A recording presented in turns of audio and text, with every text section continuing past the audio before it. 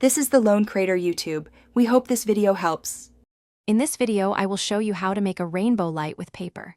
First, let's gather our essential materials. You'll need translucent paper in a spectrum of colors, like red, orange, yellow, green, blue, and violet. A small light source, such as an LED tea light or a compact flashlight, is also crucial.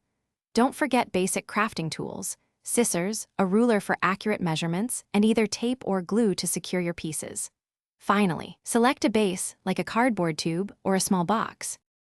Now, let's prepare the base for your rainbow light. If you're using a cardboard tube, cut it to a length of about 6 to 8 inches. This size works well for most small light sources. Next, create an opening on one end of the tube, large enough to snugly fit your chosen light. If you're using a small box, simply cut a window on one side where the light will shine through. The goal is a stable housing for your light. With your base ready, it's time for the vibrant colors. Cut your translucent paper into strips, each approximately 1 inch wide and long enough to wrap around your base. Arrange these strips in the classic rainbow sequence: red, orange, yellow, green, blue, indigo, and violet.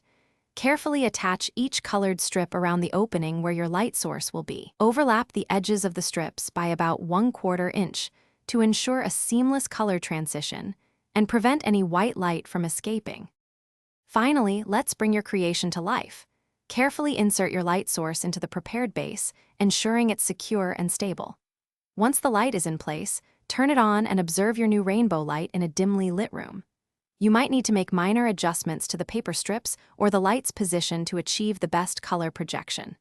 Now, you have a beautiful, handmade rainbow light, perfect for adding a unique and colorful glow to any space. Thanks for watching.